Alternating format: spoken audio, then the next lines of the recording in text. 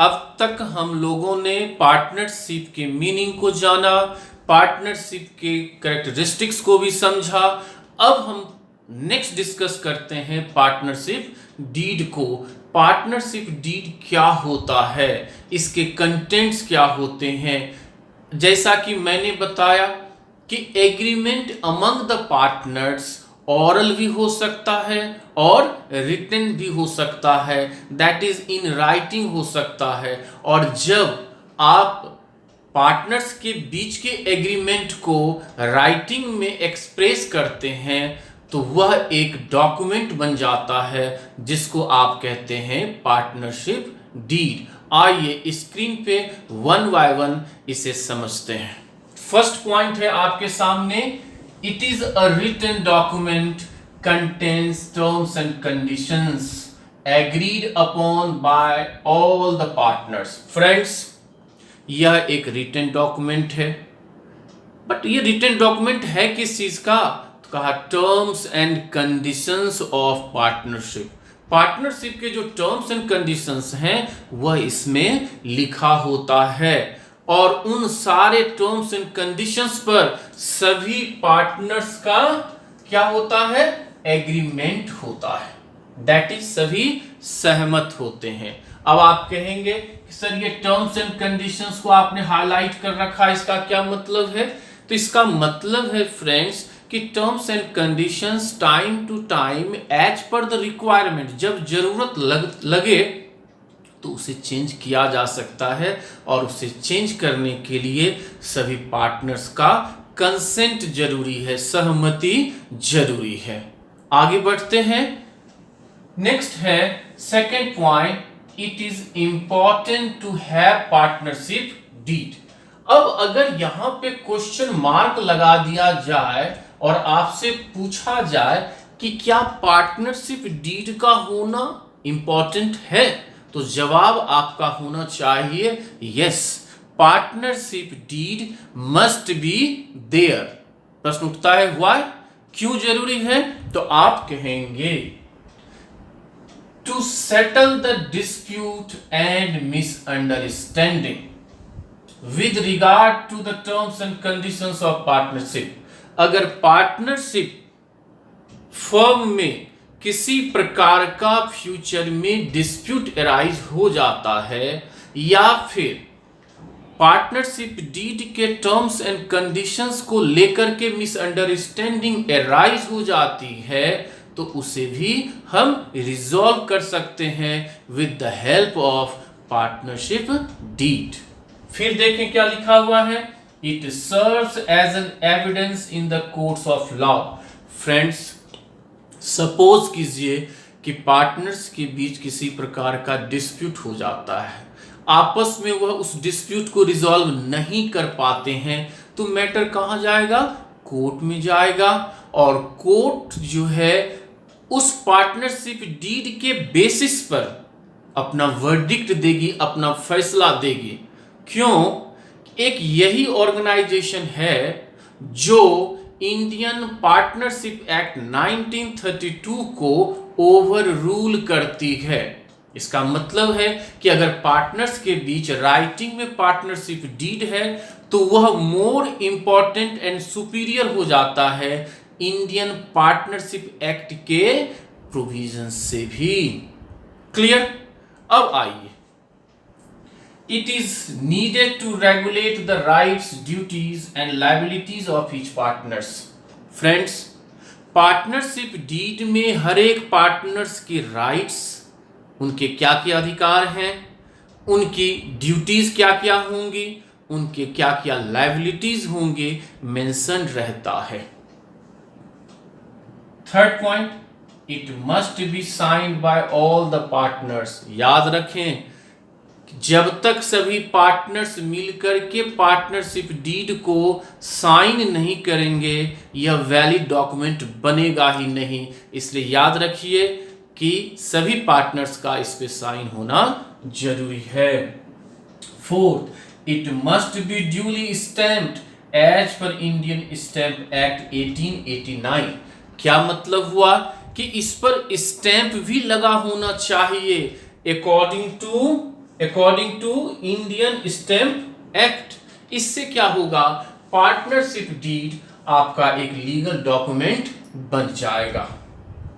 Fifth, in case there is no partnership deed.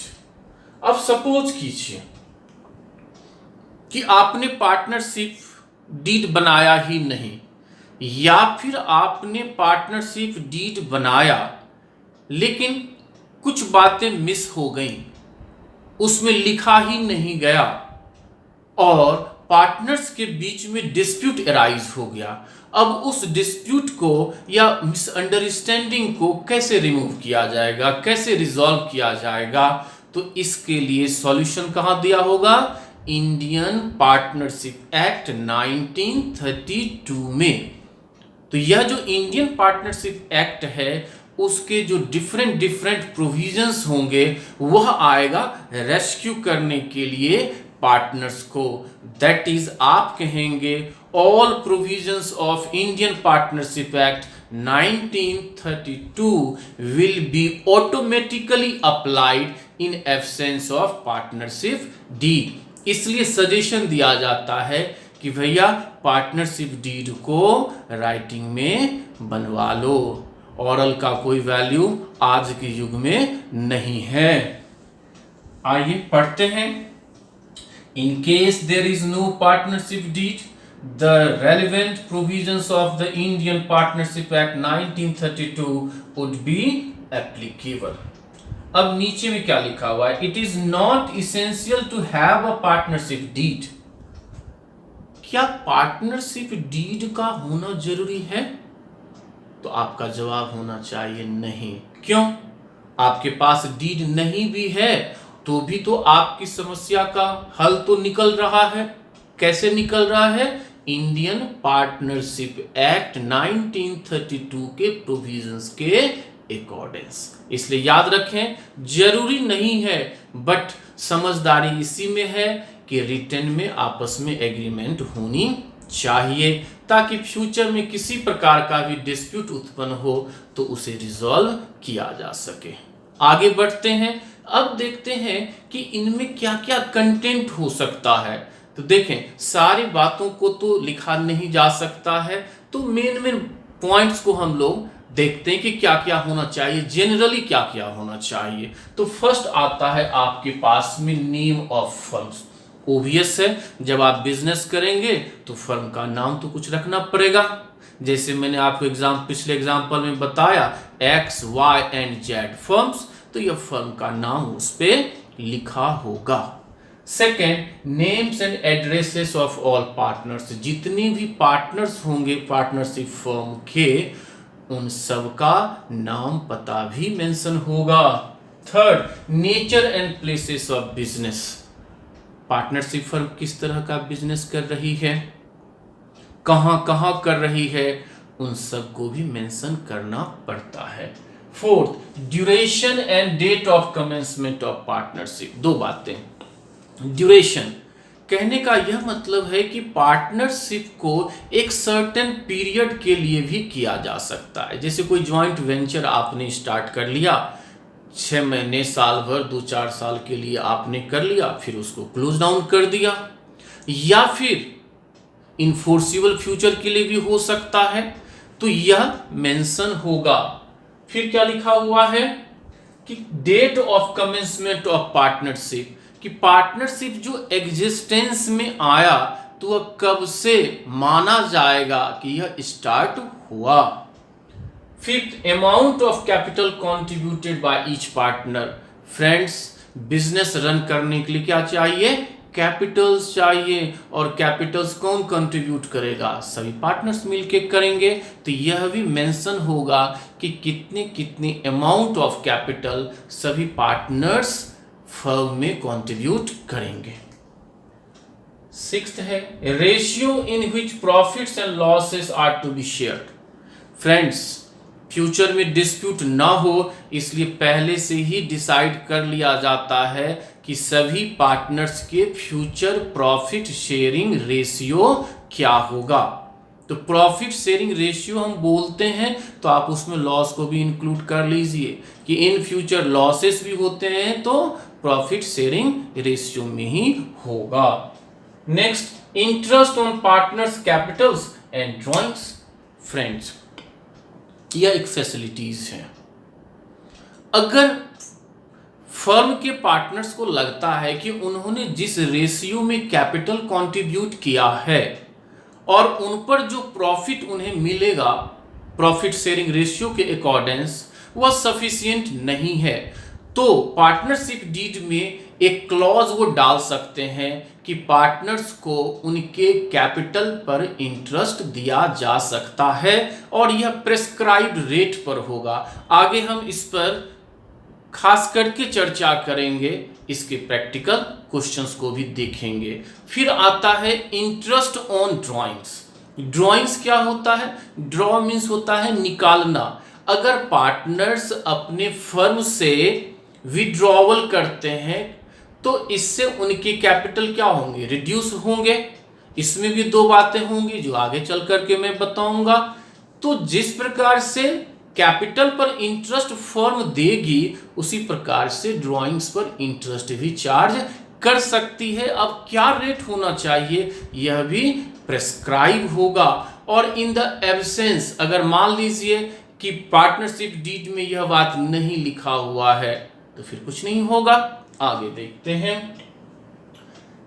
Interest on loan by a partner to the firm. Friends, ज्यों ज्यों business grow होने लगती है, business expand करने लगता है, कैपिटल्स की रिक्वायरमेंट बढ़ती चली जाती है। उस केस में अगर पार्टनर्स कैपेबल नहीं होते हैं तो फर्म को मार्केट से लोन लेना पड़ जाता है, बैंक या फिनेंशियल इंस्टीट्यूशन से।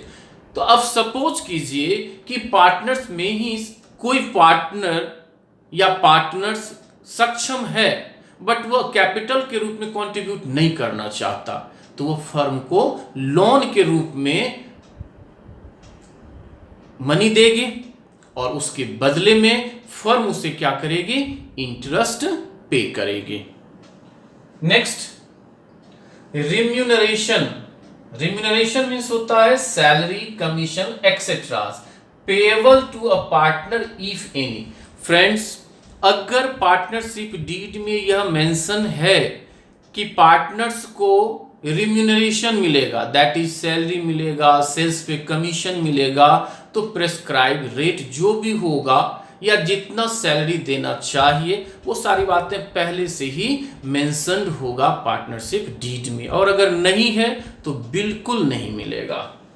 Next, method of computation and treatment of goodwill on the reconstitution of A firm. Friends, partnership firm का रिकॉन्स्टिट्यूशन कब कब होता है, इसके लिए सिचुएशन आपको देखना होगा। जब कभी एग्जिस्टिंग प्रॉफिट शेयरिंग रेशियो या जब कभी टर्म्स एंड कंडीशंस चेंज होते हैं तो उसको कहा जाता है रिकॉन्स्टिट्यूशन ऑफ फर्म। और ऐसा होता है जब कोई नए पार्टनर आ जाते हैं जिसको हम कहेंगे एडमिशन ऑफ पार्टनर्स, या फिर किसी पार्टनर की डेथ हो जाती है या फिर कोई पार्टनर फर्म से रिटायर हो जाता है, तो इन परिस्थितियों में गुडविल का कैलकुलेशन किया जाता है। अब गुडविल कैसे कैलकुलेट होगा इसका भी मेथड मेंशन होगा आपके पार्टनरशिप डीड में। Next, front mode of settlement of accounts in case of retirement, death of a partner और डिसॉल्यूशन ऑफ अ फर्म। अगर सपोज कीजिए किसी पार्टनर की डेथ हो जाती है या कोई पार्टनर रिटायर हो जाता है, बाकी पार्टनर कहते हैं कि अब जो है फर्म को हमें कंटिन्यू नहीं रखना है, तो इस तरह से फर्म क्या होगा? डिसॉल्व हो जाएगा, that is business wind up हो जाएगा, क्लोज हो जाएगा। तो जब बिजनेस आप वाइंड अप करेंगे तो जो भी हिसाब जारी है, हिसाब जारी का मतलब क्या है कि जो अकाउंट्स में मेंशन अमाउंट्स हैं, क्या असेट्स हैं, क्या लायबिलिटीज हैं, क्या देनदारी है, क्या किससे लेना है, पार्टनर्स को क्या देना है, तो इनका सेटलमेंट कैसे होगा इस बात का भी मेंशन किया जाता है पार्टनरशिप डीड में। ये सारे कंटेंट जो है फ्रेंड्स सफिशिएंट नहीं है, बट जनरली ये होते हैं, इसके अलावे भी हो सकते हैं। तो आप इसे कहें इसके अलावे एक्सेट्रास और भी बातें आ सकती हैं। तो जैसे जैसे पार्टनर्स को रिक्वायरमेंट महसूस होता जाएगा, टर्म्स कंडीशंस को चेंज करते जाएंगे, ऐड ऑन करते जाएंगे, बढ़ाते जाएंगे। होप तो पार्टनरशिप डीड आपको समझ में आ गया। आगे देखते हैं।